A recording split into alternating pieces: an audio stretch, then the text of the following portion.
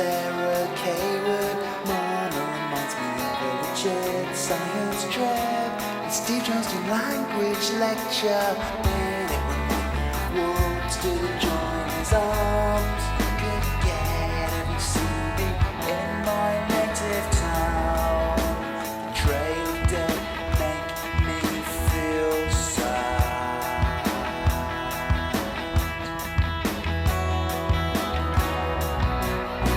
Sky Magazine reminds me of Wish by the Cure and School Coffee. It's racy and never briefly made me popular. Pink Gusbury Head, ship out of things remind me of the Arts Cafe. Spits and pavement, that's still just a...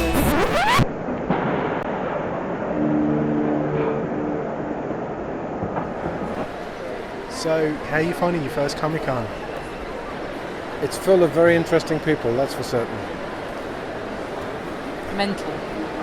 It's been pretty good. We've had fans coming up and people that really want to know a bit more, and always really nice to get a reaction considering it all happened, 25 years ago or something like that?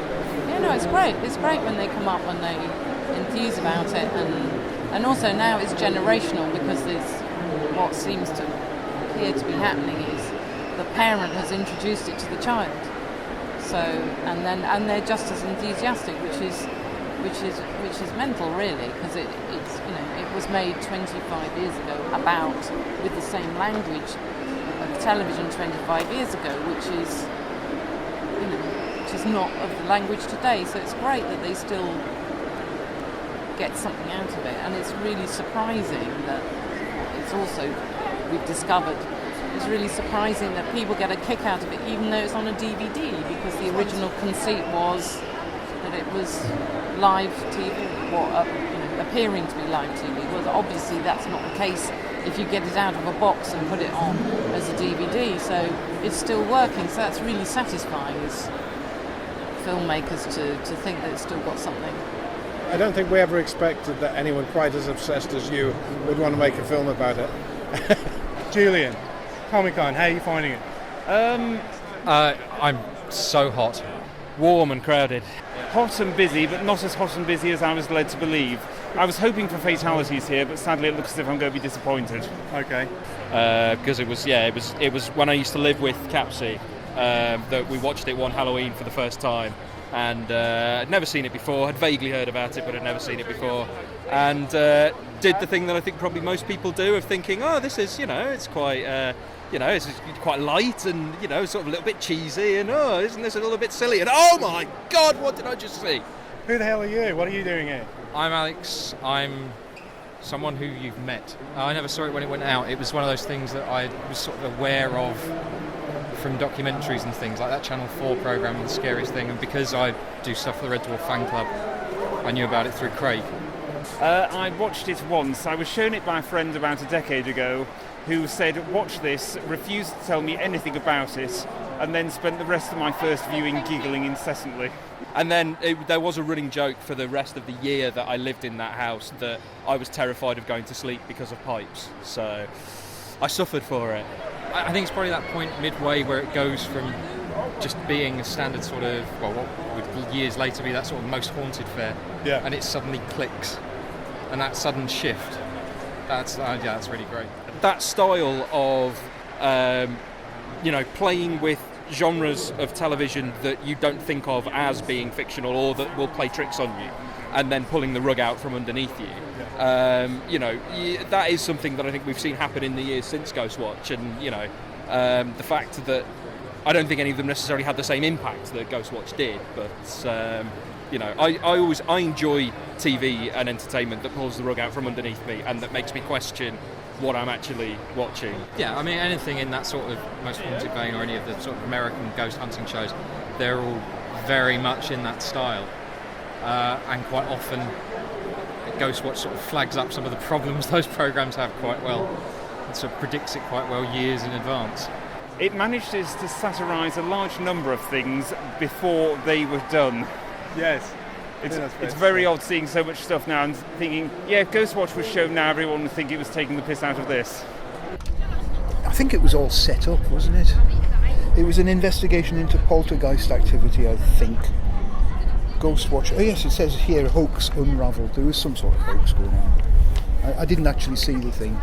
Because I will admit, I did believe it was real right up to the end. I remember actually turning around to my parents and saying, "This is real, this is history." I was just amazed, but then I sort of twigged just towards the end what was going on. But I mean, it really did capture my imagination and stayed with me throughout. Yeah, it was something that I always kept as a VHS. I've still got as VHS. I did transfer it to DVD a few years later, obviously before the BFI one came out. And it was just an idea that I had just to do something with it, and I didn't expect the whole shebang really to happen with that. I wanted to draw right from the start. I was drawing from about the age of 4, and I just always wanted to be a cartoonist or a comic book artist. It's what I always wanted to be. So it's something it's my whole life is devoted to it. So yeah. I've drawn comics, cartoons anyway, since I was at school, and I never really thought about doing comics until I quit art college. Really, I've got a lot of stories which I've still got from people who sent them in with their thoughts. Everything was positive. I never got one negative report or complaints or anything like that about Ghostwatch. Every person who contacted me did it from a very positive angle, which goes to show what things like Bite Back and all the other things sort of did to people. But everything was very, very positive. Unfortunately, it ran for a while, and then real life sort of took over, and having special needs son, all that sort of thing, it take a lot of time away. So it sort of died a death after a while. But I'm glad you came in and Picked up the take the baton. mantle and look what it is now. I mean, it's incredible. Or in other words, stole his idea. No. well, it's interesting you should say about there being a lack of illustrations on covers, because in fact 14 Times has always been good for illustration work, and I mean, as much as anything, it's because the nature of the stuff that's covered in the magazine isn't heavily covered with photographs. You don't tend to get a lot of photographs of Yeti and flying saucers. So Etienne, who's the art editor there, has always used illustrations, and these days they're much more digital. A lot of them are more digital, but there's still a lot of drawing work in there. I did a few covers for them around this time. There was an editor at that time who he commissioned me to do some drawn covers, but I was never very happy doing them. First of all, because I'm not a very good cover artist, and also he was dictating what he wanted on the covers quite heavily, and I found myself drawing stuff that I didn't really want to draw. And this one in particular, which has got Michael Parkinson on, and I found it absolutely impossible to draw Parkinson. Looking at it now, it's not quite so bad, but at the time I hated it. I really hated it. So every once in a while I would go back to ghostwatch.info just to see if there was any more news or anything like that. And I remember the joy of the brand new pipe sighting. I think it was number 8 or something, and it was Pipes in the Crowd.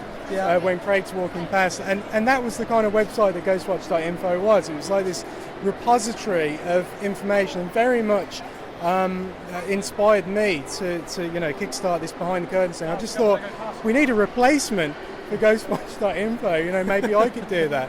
But is it true that Richard Brooke got in touch with you at one point? He did. He was very annoyed I'd left him out of the credits, but he was very, very happy when he went on there, literally within a few minutes of the email. So I got a nice look at his dry humour, really, that I think comes out in the documentary as well. I've been working recently with a writer called Kevin Jackson, and we're doing a whole series of great occultists as the comic strips. I'm working on a comic now for Hellbound Media called Slaughterhouse Farm. I won't give you any more information than that. You'll have to buy it and find out yourself what it's about. So are there any plans to bring back some of that content for ghostwatch.info? Possibly. It's still there. I've got everything backed up. It's available. When I find the time, at the moment, it's a bit difficult because of certain events that have happened. So I think when the time, I can sit down and get it back up there. It will come back in some form, but obviously it will direct itself to what you guys are doing. So well, it's not going to promise to credit you, Steve, for all your hard work. Lewis, my son, had a condition called Joubert syndrome, and it's a genetic illness that's very, very rare. In fact, it's rarer than Siamese twins and things like that. These children with issues with their brains, with their kidneys, sometimes the heart, liver. With Lewis, he had brain issues and kidney issues, and unfortunately the kidney issues got him last March. So the charity is new. It's a whole new understanding of this sort of illness, really, this genetic illness. And the website is jsuk.org. Just thanks to everybody involved in the programme and for creating something that's been a major part of my life, basically. Brought me in contact with a good friend, and I mean, that's the great thing is that you were like a dog with a bone, and you chased people, wouldn't take no for an answer, and thank God it all came together and you got something to show for it, and all those great interviews, which are priceless, I think, and the fact that it's come together in such a great picture of what the experience was like to make it and to live through the kind of aftermath that it created. It's just great to have it out there and recorded, really. I just think, I like to take credit for enabling it, in the sense that when you sat down and said, I really, really need to make this, you really, really needed to make it. And I said the only way we can make this can be made is Customer. cut.